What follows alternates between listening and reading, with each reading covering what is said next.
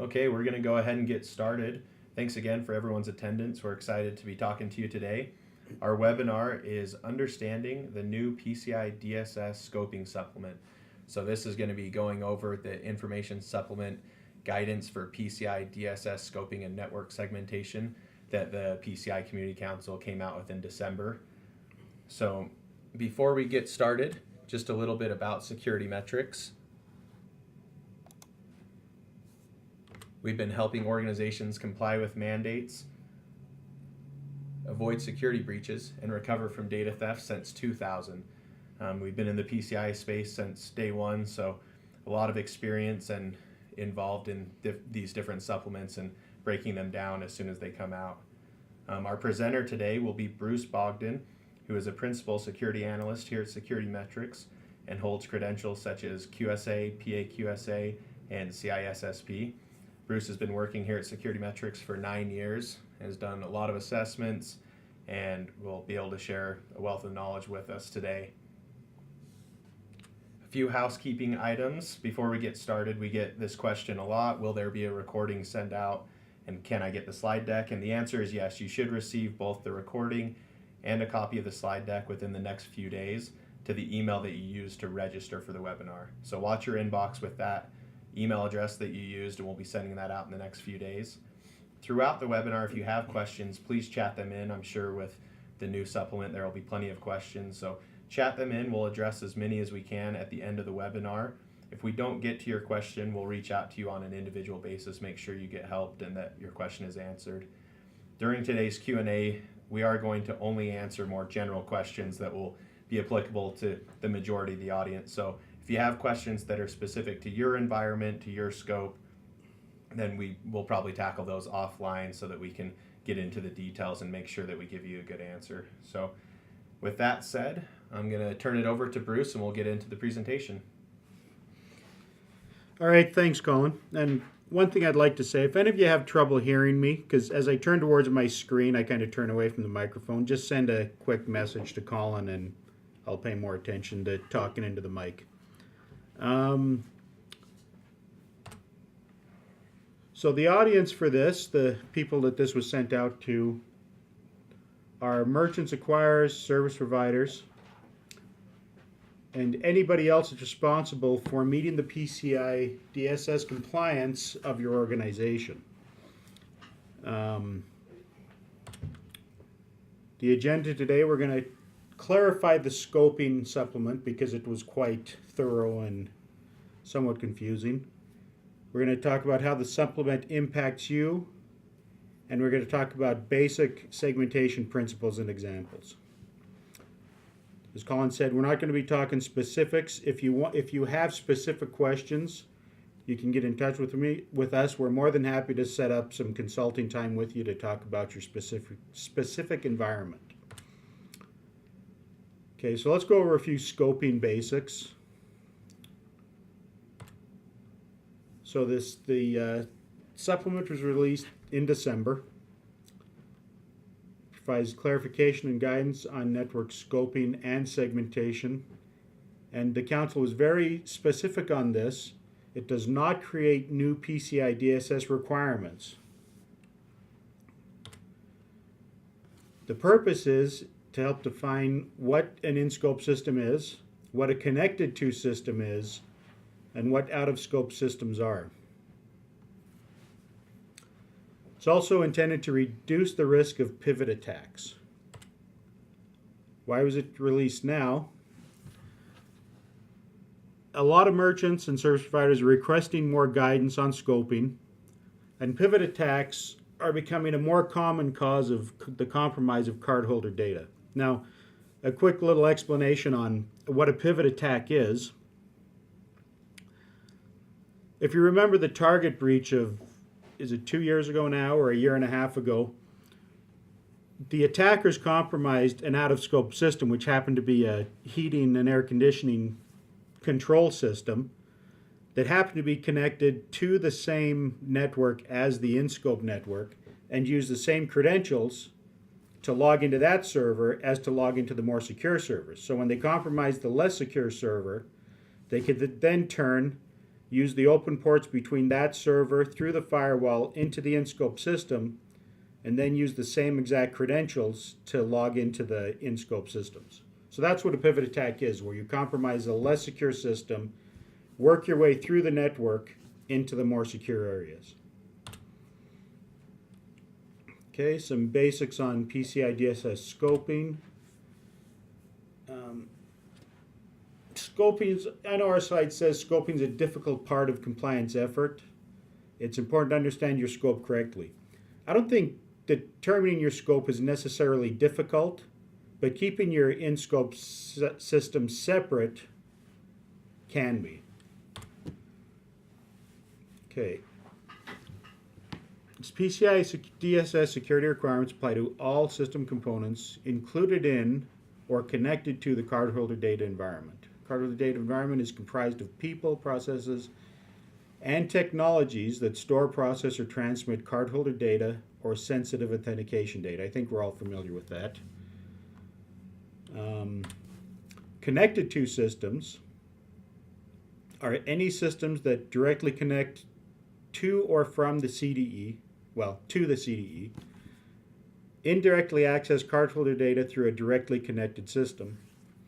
And segmented systems are systems that have absolutely no connectivity into the CDE.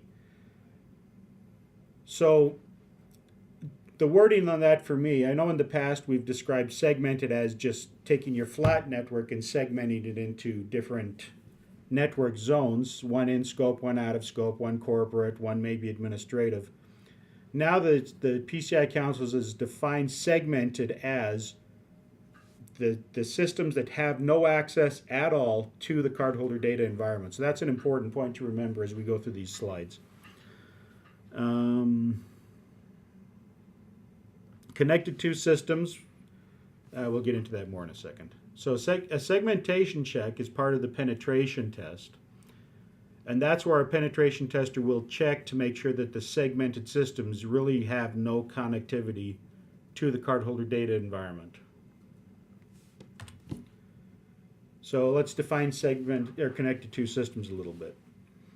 Examples are systems that directly connect to the CDE, systems that indirectly connect to the CDE, and no, that doesn't mean the internet's in scope, and we'll clarify that a little bit further on.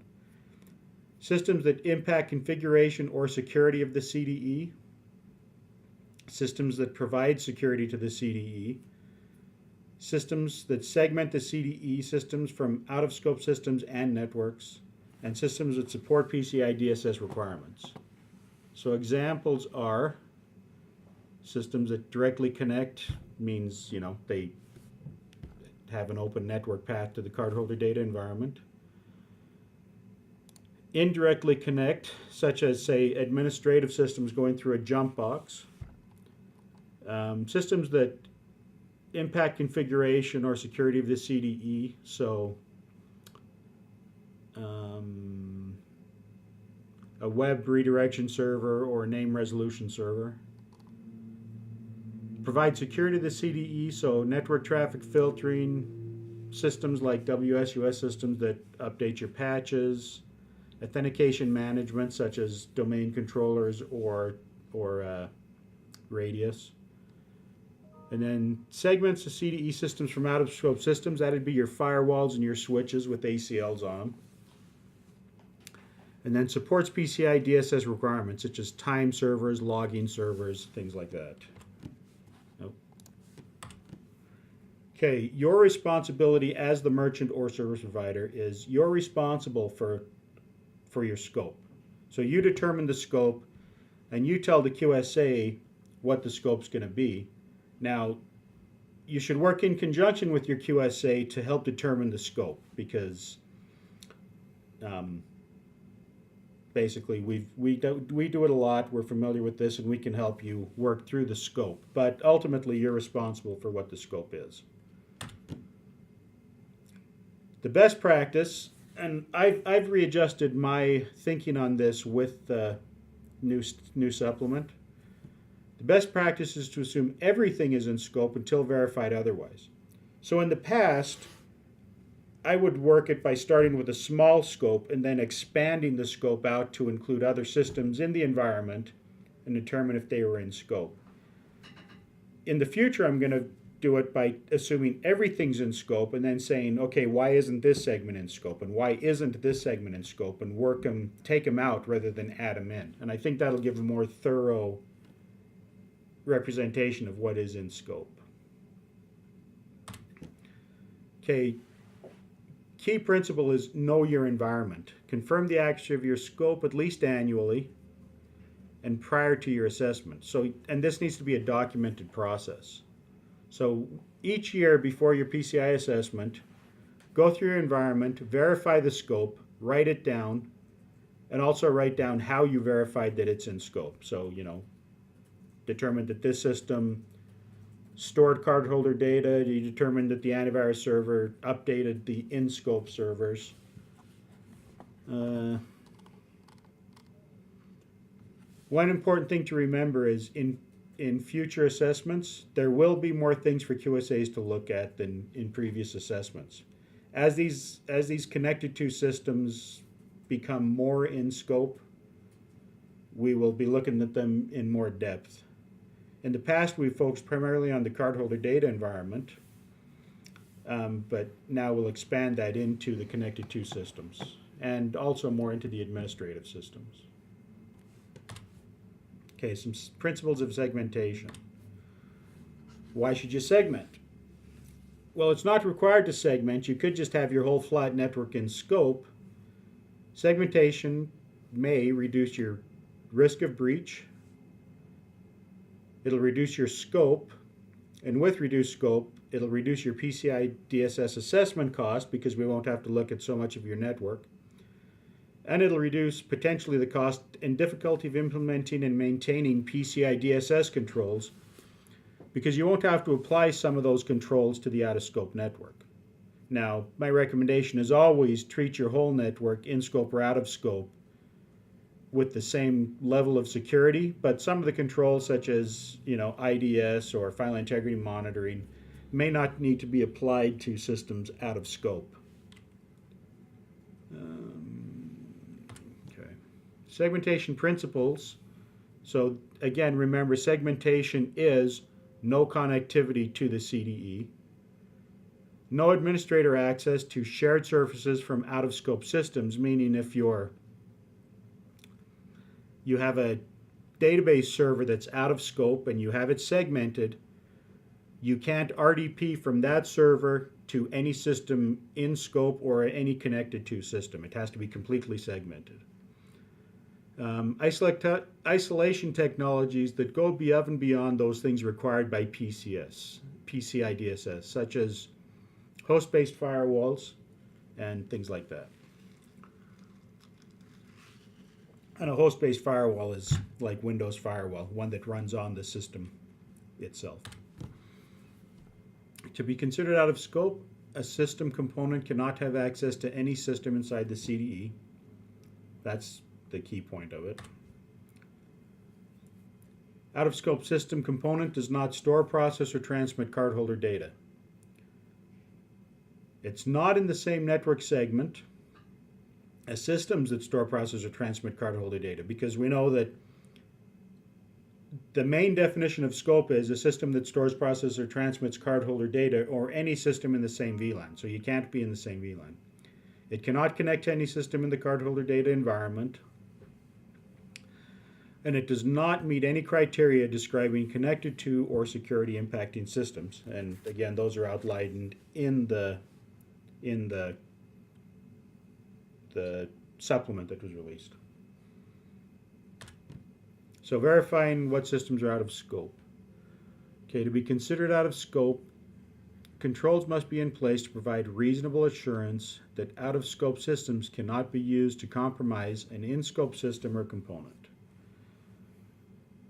So some examples of systems that could be do that. Host-based firewall and or intrusion detection and prevention system, IDS, IPS. Some physical access controls, lock cages, things like that. Logical access control, like your Radius or your Active Directory. Multi-factor authentication can be used. restricting administrative access to say only those that need access to the CDE or other kinds of restrictions on your administrators, and actively monitoring for suspicious activity on the network.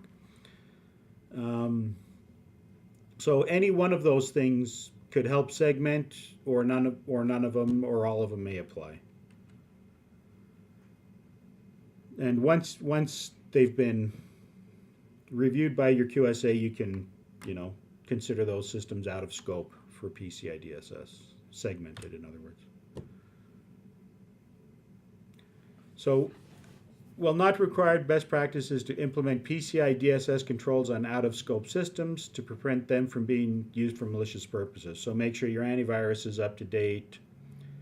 Your firewall rules, even for out-of-scope segments, are reviewed quarterly. Things like that.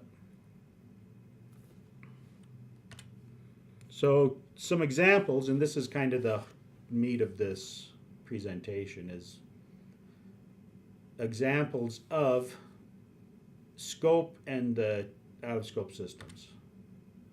So here we have a basic network layout. We have the cardholder data environment. In this case, it's, point of sale systems, but it could be, a web server and a DMZ and a storage server. And one thing we didn't point out on these slides is your cardholder data environment. If you store cardholder data, should be segmented into 2 segments, but the same rules apply. And then you have shared services like your Active Directory, your patching servers, your logging servers. You could have an antivirus server, an IDS, things like that. Then you have your corporate LAN, which you want to be out of scope entirely. So we see here we have connections between and I'm pointing to my screen that you can't see, but we have connections between directory services, patching, logging, admin workstation, and the in-scope environment.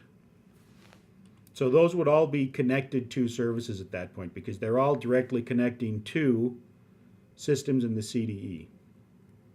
And so they would all now be fully in scope for PCI. We'd have to apply every single applicable control to the shared services systems as we do to the fully in scope systems. In the past, we've said, well, we need to check logs, keep logs on those, maybe apply a few things that are in scope. But now, as of this guidance, we need to apply all controls that are applicable to all systems that are connected to the environment. And then we see some of these servers, like your Active Directory or your update servers, or particularly your admin workstations, also need to connect to the corporate VLAN and those systems down there. So now the question is, have we brought those systems in the corporate LAN into scope because are they connected to? Because they're connecting to the admin workstation, which is connecting to the CDE. And the answer to that is no. Basically, it's one step of connected to systems, except for one case I'll point out in a minute, as being considered connected to systems. So because your domain controller manages the domains for both the CDE and the corporate LAN, that does not mean the corporate LAN's in scope. But when we're doing an assessment, we want to make sure the firewall rules are sufficient and the access is sufficient not to allow a compromise from the corporate LAN into the CDE. And here we see on this slide, the added arrow, there can be no direct communication from the corporate LAN to the CDE. So that's strictly not allowed. If there was, as we've been through, that would suddenly make the corporate LAN connected to systems and suddenly you have a flat network again for purposes of PCI. Okay, now the next example. Same basic example, but now we moved an administrator workstation down into the corporate LAN. So you have the same connected to system connectivity between the shared services and the CDE. And then you have the same connection to the corporate LAN with Active Directory and other controls. The same no connection between the corporate LAN and the CDE. But now you have an admin workstation there that's administering the whole network. And what the guidance says is all these corporate PCs can have no access to that admin workstation. So it needs to be treated as a separate VLAN, even though it might be technically in the VLAN of the corporate network. What is allowed is the administrative workstation can still administer systems in the corporate VLAN as well as the rest of the network, the CDE and the shared services. If you read the supplement specifically, you might get the impression that you can't administer, because it says there can't be two-way communication, but it doesn't make sense to not allow your administrators to administer the network.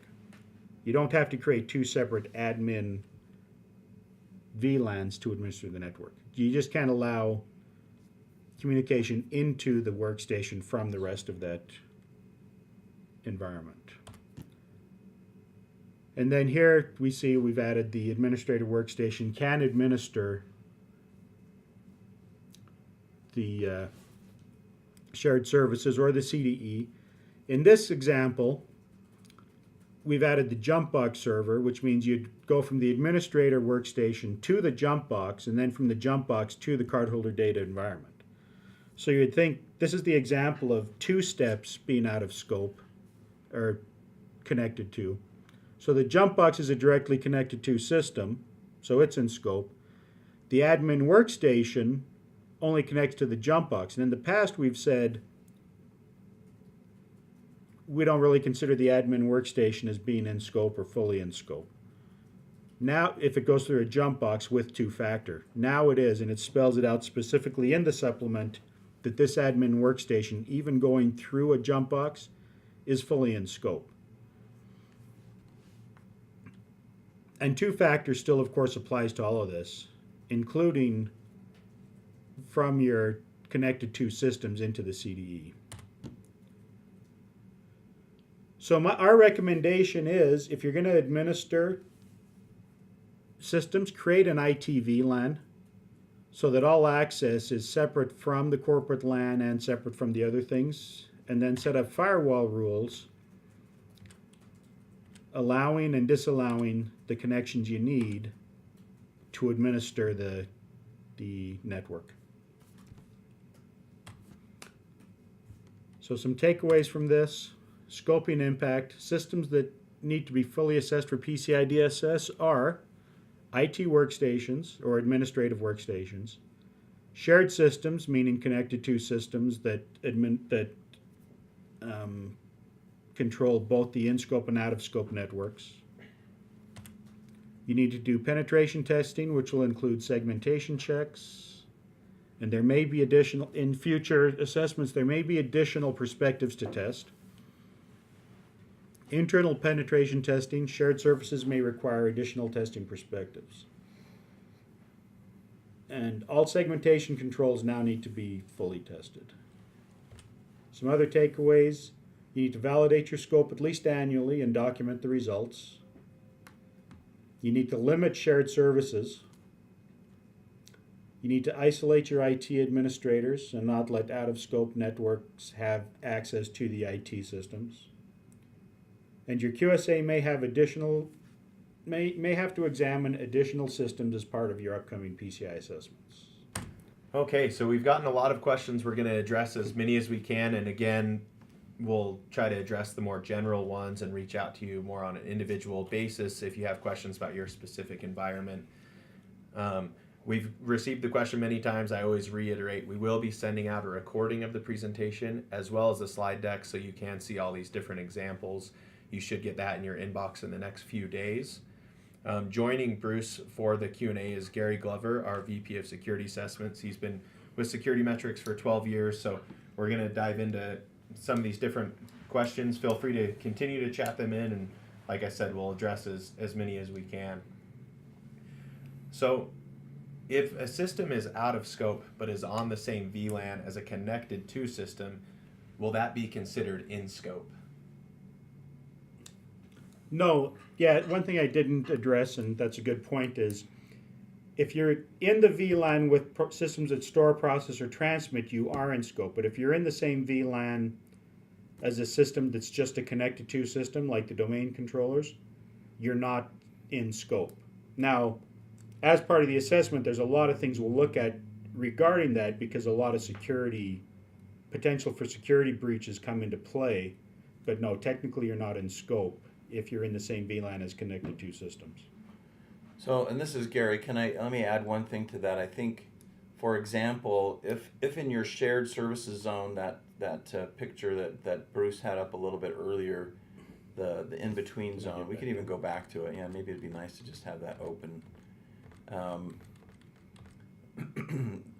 Let's say you had a mail server in that shared services zone that had no connectivity or anything really to do with the CDE, and you can, that mail server didn't have any authentication credentials or in any way could make a connection into the CDE, and it wasn't being considered as a system that is, being shared or providing any kind of services, then yeah, that system can reside in that shared services VLAN and not be considered as something that you have to apply PCI DSS controls to, as Bruce said. And so I think that's a good question, and hopefully we've clarified that one enough. So that's all I have to say about that. Great. And it looks like someone was a little confused about the statement made about connected to systems. Are they considered as one step into the CDE and not two? Can you guys kind of clarify that piece?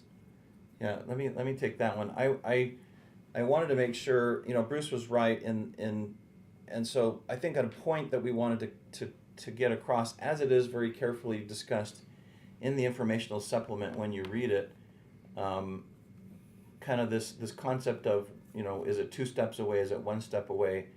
So stuff in the corporate LAN feels 2 steps away, and however they are accessing those shared services. So some people could probably say, well, wait, why are they not connected to?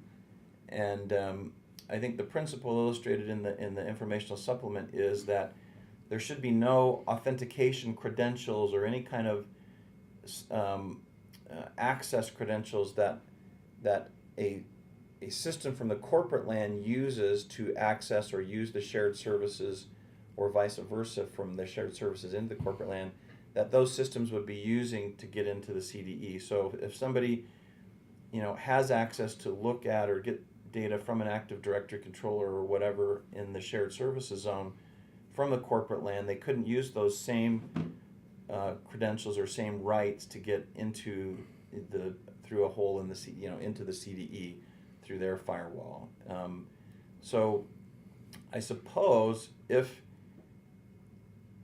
there was a system in the corporate LAN that really was connected to in the same way that a system is connecting to into the CDE, a system is connected to a shared services the same way it connects into the CDE, a QSA would say, wait a minute, that may extend it into there, and then therefore you're not really in a segmented LAN anymore. There really needs to be different authentication type credentials and different rights there. And it's sort of confusing in the paper as well. Does that make sense, Bruce? Do you have any other comments you'd like to make there? Yeah, that's actually something as I was reviewing this morning, I thought of bringing up, and I didn't directly bring it up, but the gist of it is, if you have, say, a database administrator that administers your in-scope database and your out-of-scope database, make sure he has different credentials to log into the in-scope one and the out-of-scope one, and same for your IT administrators. Different credentials for in-scope systems and out-of-scope systems. And I think as far as connected to, we had talked about, Bruce had mentioned, does that mean the internet is in scope? I mean, if you've got a DMZ and something is connected to your DMZ that is in the CDE, it doesn't necessarily mean that this doesn't mean that every computer that connects into your web server that's doing e-commerce is in scope for PCI DSS. I mean, it really is talking about zones that are inside your edge firewall.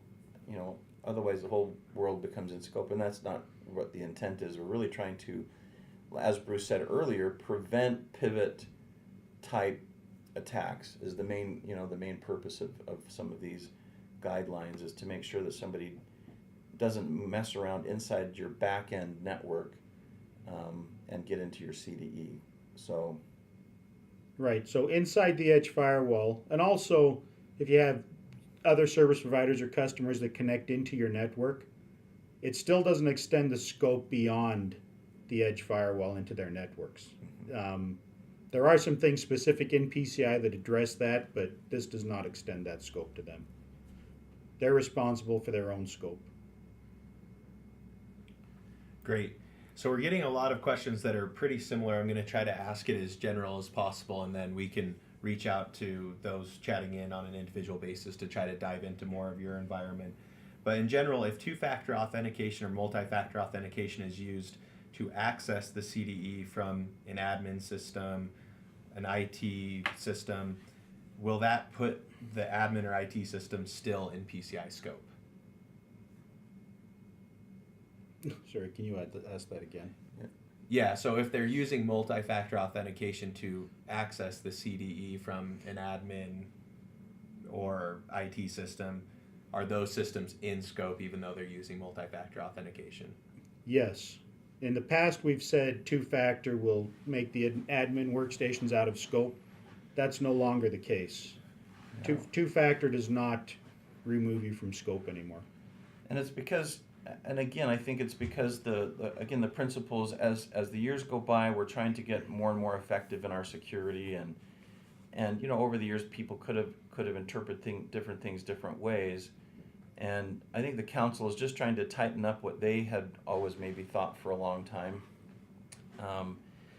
it makes sense to me that if you're using an administrator, if you're an administrator, an IT administrator in your laptop, then that laptop really needs to be treated as something that could materially affect the security of the CDE. Therefore, there are some PCI controls that probably ought to be applied there. And things like encryption of data, it doesn't because they're not getting data, but you should look through, and we will be looking through as QSAs now, all of the PCI DSS requirements and seeing what things should be applied to those workstations. So that it represents kind of a raising of the bar and improvement of the ways that we as QSAs would want to represent and look at those systems during an assessment.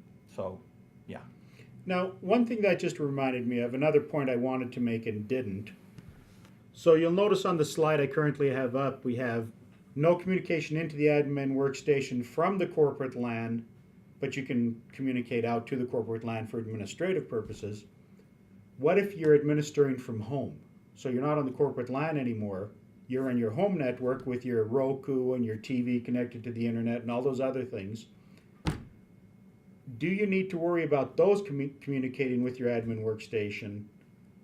And Gary can correct me if I'm wrong, but in a conversation with the council, the answer is no. We're not considering your home network the corporate LAN. Now, that it doesn't mean that administrator workstation shouldn't have an active firewall, host-based firewall on that remote, because this is really, we're kind of changing between mobile and non-mobile admin workstations. I think the paper really kind of focused on typically non-mobile, not laptops. They're kind of thinking, hey, this is an admin workstation sitting in the corporate LAN, in an office. It's not being moved around. When you start moving systems around that admins are using,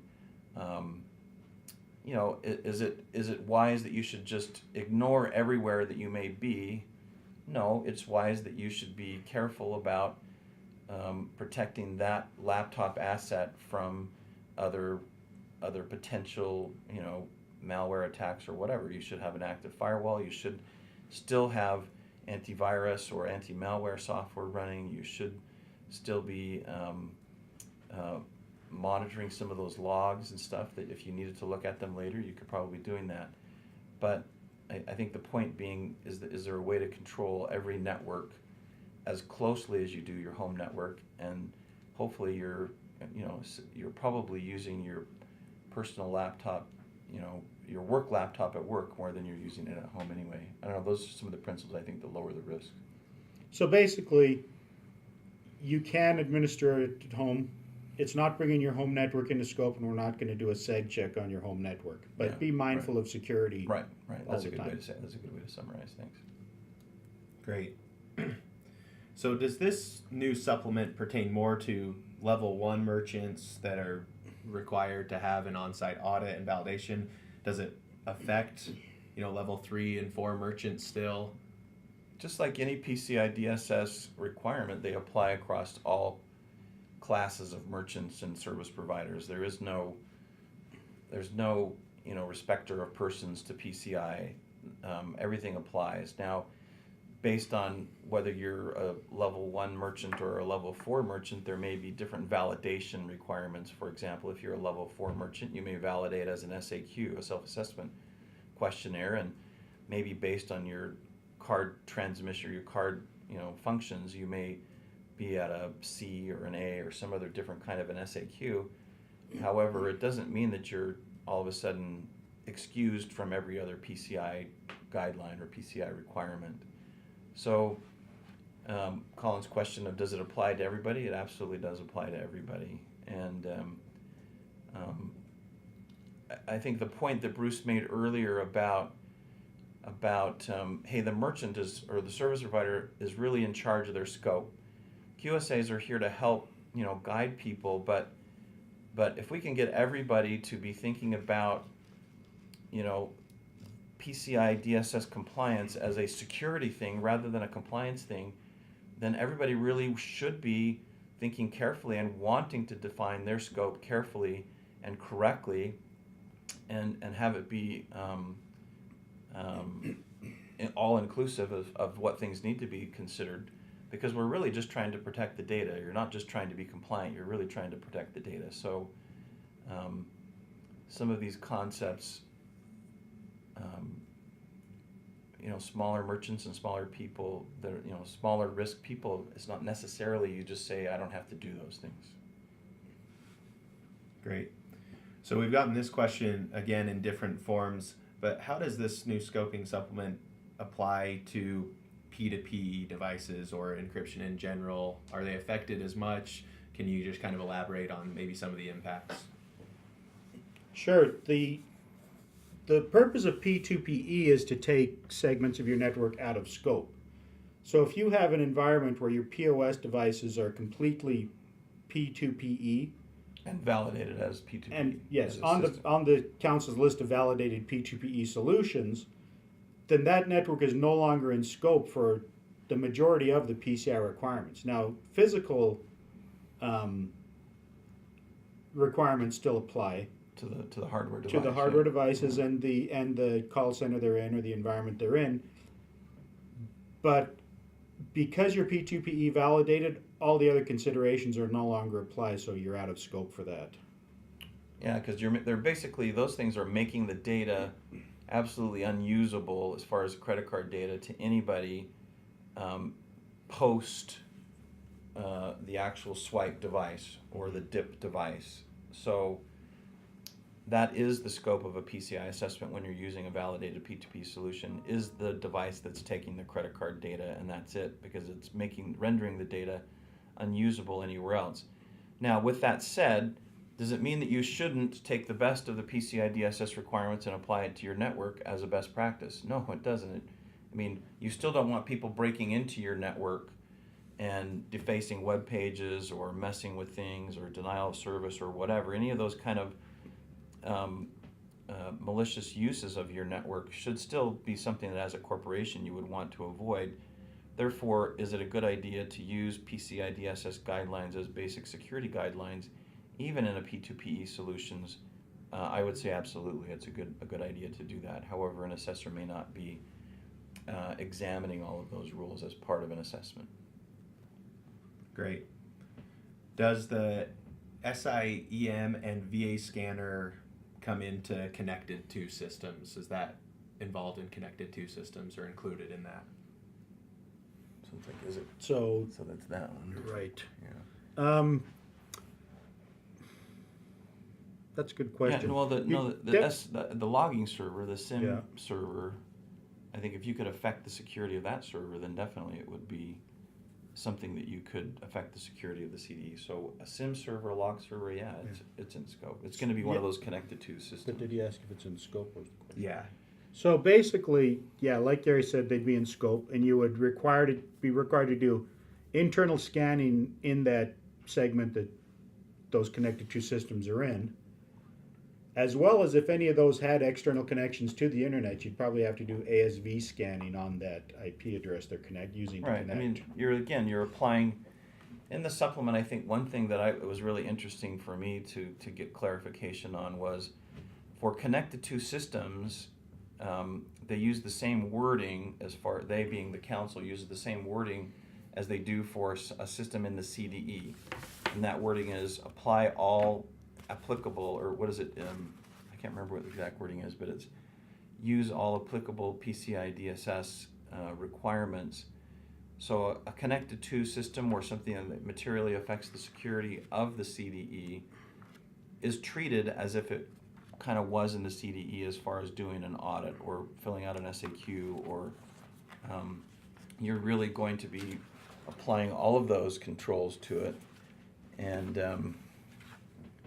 here the word is, and that's something that I think has been maybe just so fully in scope for all applicable PCI DSS requirements is the term that's used for connected to or security, materially affecting the security of the CDE.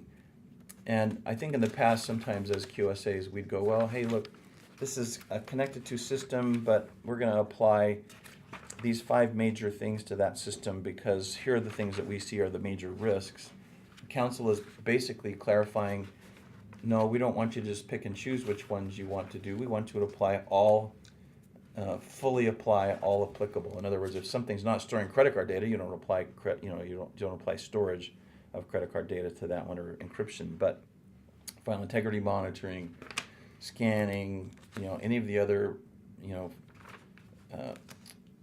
virus, any of those other kind of things that are requirements in PCI need to be applied. So the auditor will be asking all of the audit questions for those systems. So going back to the original question, is a log server and a VA scanner, I mean, if that's the virus scanner system that is the master for the whole group, storing logs, telling other systems when to do virus scanning, etc., that one should be in scope as well, because somebody could change that, then now all of a sudden you're changing the security of systems that would be in the CDE. If that's what was meant by a VA scanner in the question. Now, one thing that I want to point out that this kind of triggered in my memory is, remember in this supplement, these things are examples, and sometimes it's a little hard to tell what's an example and what's a requirement from the PCI. And one thing that got us talking was data loss prevention tools. It reads like you need data loss prevention tools. We had that clarified with the council that that's an example. Might be a good idea, but it's not a requirement. Right. So DLP is not Right. required, and you might read that in the thing. Right, and that's really important to know that when you read through the supplement, you're seeing all the things that they're saying. They're not necessarily modifying the PCI DSS. They were trying to do their best at providing additional controls and other things that you might want to look at. Great. So kind of a similar question based on these diagrams. Would the jump box server be in or out of scope? Definitely in. Okay, I great. agree, yeah. And again, required 2-factor from the jump box to the CDE. Right. And probably from your admin workstation to the jump box. Right. But the thing that we want to be careful about here is this supplement saying now that the only way to administer a system in the CDE is via a jump box? I think the answer is no. That's not what they're saying. This is just an example that they were using. Right. You don't have to, this is not forcing everybody to use jump boxes. It's just now making sure that if you are using a jump box, that you're considering that thing as fully in scope for an auditor to assess all the PCI controls against. Great. And what are the rules to remotely administer a CDE from home? So what computers can you use to remotely log into the CDE and shared services LAN? So multi-factor Yeah, authentication, the main thing obviously. is multi-factor authentication, and you should have a firewall. I mean, that's kind of a Section 1 PCI requirement, that if you're using a mobile computer to administer, then a personal firewall needs to be active and effective on that system and actively running. As far as there are two ways to do remote administration. You can either get a VLAN.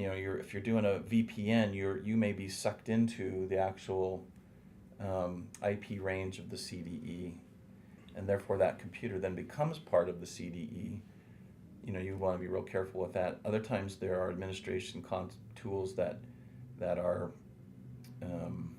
still using multi-factor authentication, but maybe it's a different kind of a administration, either a web interface or something like that. There may be differences in how a QSA would evaluate those types of remote access methodologies, but multi-factor authentication is the key for, and it's true.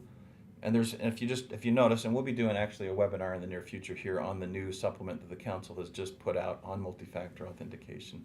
That came out in February. So if you haven't read that, and you're interested in some of those principles, you ought to read that supplement as well. So let me add a little bit to that. So we've said the admin workstation, the council said the admin workstation you're using to administer the network is in scope. So if that workstation is a home desktop PC, I know I said your home network's out of scope, but that PC is now in scope because you're using it to administer the network.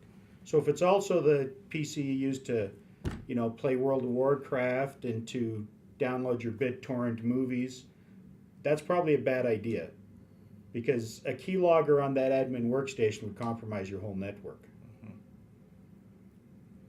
Great. So still be wise. In other words, Yeah. PCI DSS is the floor, not the ceiling of security requirements. Right, yeah.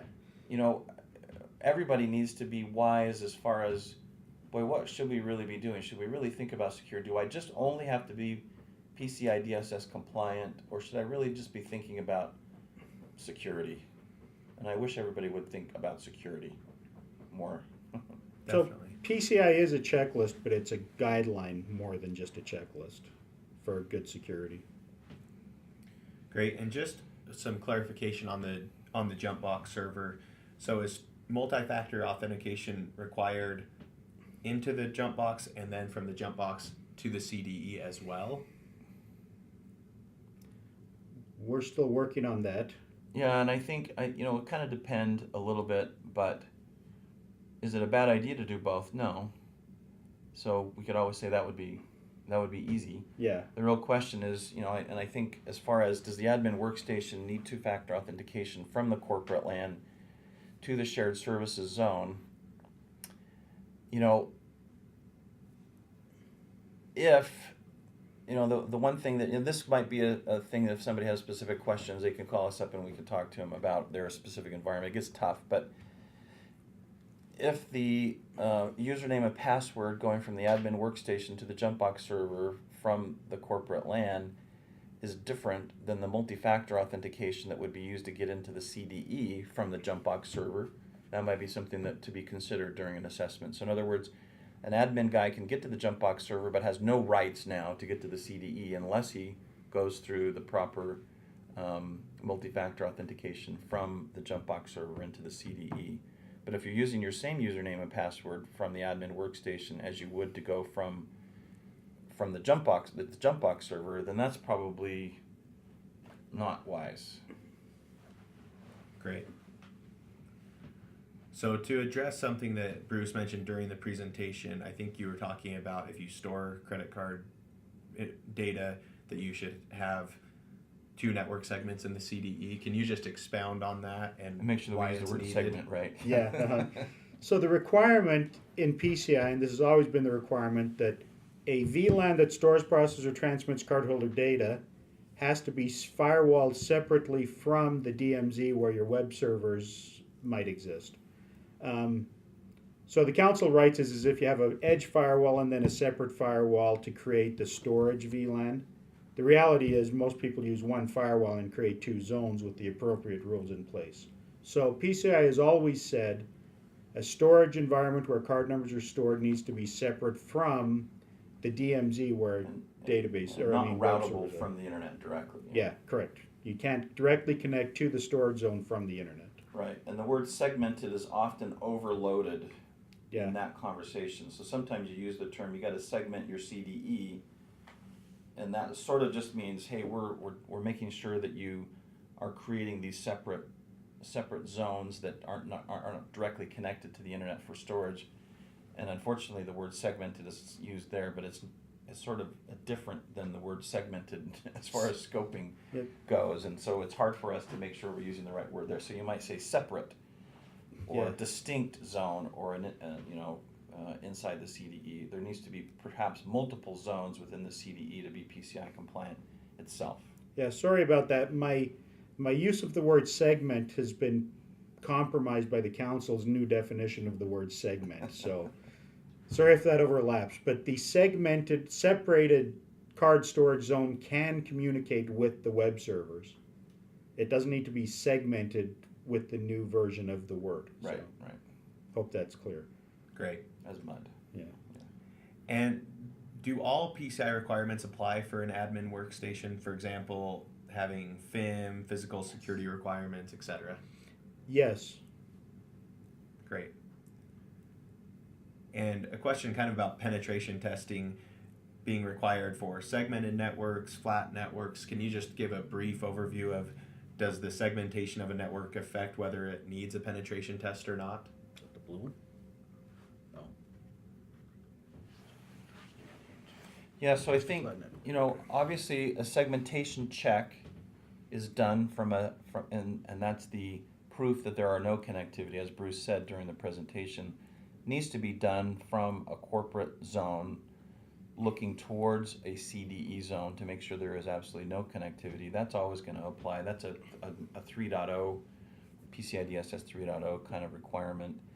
The new kind of guidelines from the council in this supplement do kind of imply, okay, well, now that I've got, for example, in the picture that Bruce has up here now, the admin workstation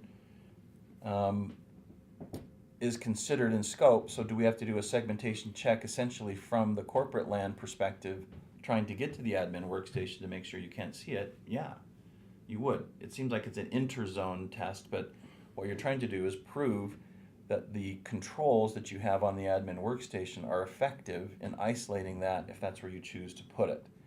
It may make sense to put admin workstations in a different zone and just do that on a corporate VLAN ACL rather than having to do a whole bunch of individual things on each admin workstation that may be in the corporate zone. That's a preference by the customer there, but is a penetration test, as Bruce mentioned. Now, are these shared services systems, are they subject to penetration testing? And I think the answer is yes. If they are considered a connected to or critical to the security of the system, then a penetration test perspective may need to be looked at. If it's a mail server in that zone, maybe not. Just as we talked about before, maybe there is no penetration test perspective, but that's all I have to say about that. Great. So similar to admin workstations, do all PCI controls apply to shared services? Yes. Now, That's- again, like I said in the presentation, as applicable. So if you have no data storage, then of Right. course the requirements for encryption are not applicable. But I think that, to be clear, that's the main point of this whole informational supplement that I took away from it was we are being guided now to apply all PCs. In other words, an auditor, when he's looking at the shared services thing, you can envision that, you can visualize that as he's going to open up his book and he's going to go through all 12 PCI DSS areas and ask all of the questions that should apply to that system based on its function. So you're basically now conducting an audit, a full audit on those systems that are in the shared or the connected to mode. or in the admin workstation in that instance. So yeah, it does. In other words, I think the point being, if we're following this guidance from the council, this year we would be looking at more systems than potentially a QSA may have been looking at last year. And there's one word in the standard where they use the word periodically. It's like 11 dot something. Mm-hmm. So we were using that word periodically to say, well, you only need to look at these connected to systems occasionally. But with the new supplement, that periodically statement is out the window. I'm not sure what it'd apply to anymore. But Yeah, I'm not. all these connected to systems are now fully in scope for everything that's applicable to them on the same schedule as everything else. Right. So I think this is probably the last question we're going to be able to get to. We received a lot of questions, a lot of great questions, and many of them that are, as I've said, a little more specific to your environment that I think we'll be able to answer easier with a back and forth than trying to just address it in this Q&A. So we will be reaching out to you in the next few days to try to address those. So if an out-of-scope system accesses something in the CDE using, an API, is that now in scope? That's now a connected to system. An API, That means you'd have to have a Yeah. port open. yeah, absolutely. So that absolutely is in scope for pen testing, and it's a connected to system, so it's in scope for Yeah. all PCI that's applicable. Well, something that's not in scope, again, segmented, has no ports open. Yep. So there would be, if you did an Nmap scan, you would see no visible ports open. And if an API is using, typically they're a web API or something, it has a port open. So that's definitely a hole into the CDE. Great, and I'll ask this last one as it's kind of a clarifying statement for a few of the different things we've covered recently with connected to shared services. So is there any difference between what's required for the CDE and connected systems as far as what's required by PCI? Not anymore. No. So we're going to be looking at them the same way. If they're determined as one of those connected to systems. Yeah. Great. Again, we appreciate everyone attending today and the interaction. We, as I said, received a lot of great questions, which helped make this presentation what it was. We want to thank Bruce and Gary for their time. As I've said, we will be sending out a recording of the webinar, and that will include the Q&A, so you can revisit some of these questions that did more of a deep dive. We'll send the slide deck so you have access to these different examples, and we will have someone reach out to those who didn't have their questions answered or need more clarification. And please feel free to reach out to us if you have more questions or would like to discuss your specific environment. So we appreciate everyone's time. Everyone have a great rest of the day, and we'll be sending everything soon. Thank you.